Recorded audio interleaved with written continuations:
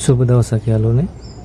අද ඔයාලට අපි කියලා දෙන්නේ කොහොමද ඊමේල් account එක password එක change කරගන්නේ කියලා. අපි බලමු එහෙනම් යාළුවනේ මේ වැඩේ කරගන්න විදිය. මුලින්ම යාළුවනේ ඔයාලගේ Gmail app එක open කරගන්න.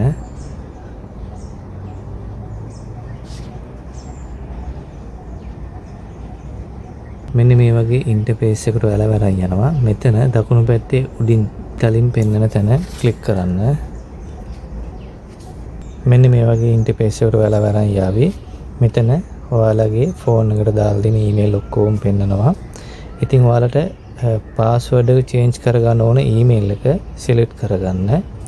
මම දැනට සිලෙක්ට් කරලා තියෙන්නේ පාස්වර්ඩ් එක චේන්ජ් කරගන්න ඊමේල් එක. manage your Google account කියන තැන ක්ලික් කරන්න. මම මේ ඊතලෙන් පෙන්නනවා.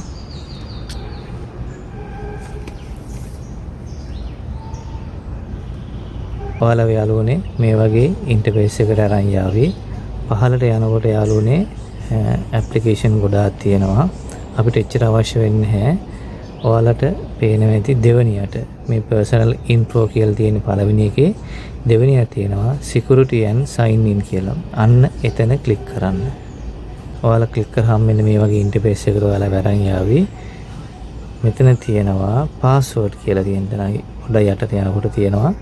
මම ඊතලින් පෙන්නන තැන ක්ලික් කරන්න.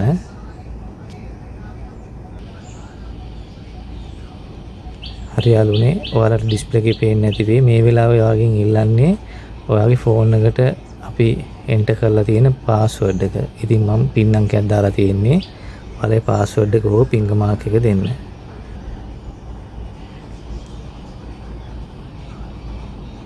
හරි යාළුවනේ මෙන්න මේ වගේ ඉන්ටර්ෆේස් එක ඔයාලා වරන් යනවා. ඉතින් මෙතන මේ new password කියන තැන ඔයාලා එන්ටර් කරන්න බලාපොරොත්තු වෙමින් ඉන්න පාස්වර්ඩ් එක ටයිප් කරන්න.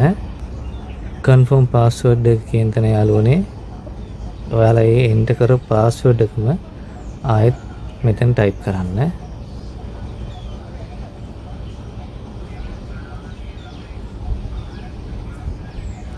හරි යාළුවනේ මම හිතනවා ඔයාලා ටයිප් කරගන්න ඇති කියලා. ටයිප් කරලා ඉවරලා යාළුවනේ මේ change password කියන තැන ක්ලික් කරන්න.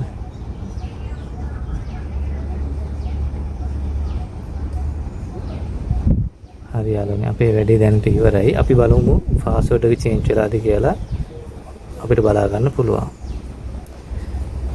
හරි යාළුවනේ බලන්න මේ password කියන තැන last change කියලා තියෙන තැන 11:34 කියලා වැටලා තියෙනවා මේ වෙලාවේ. උදේ 11:34යි වෙලාව අපි මට. ඉතින් ඔන්න password එක change කරගන්න වෙලාව වැටුණා. ඉතින් මම හිතනවා ඔයාලා සරලව මේ වැඩේ කරගන්න ඇති කියලා. මගේ වීඩියෝ එකෙන් යාළුවෝ ඔයාලා මොනවා හරි අද ඉගෙන ගත්තා නම් මතක ඇතුව කමෙන්ට් සෙක්ෂන් එකේ කමෙන්ට් එකක් දාලා තියන්න.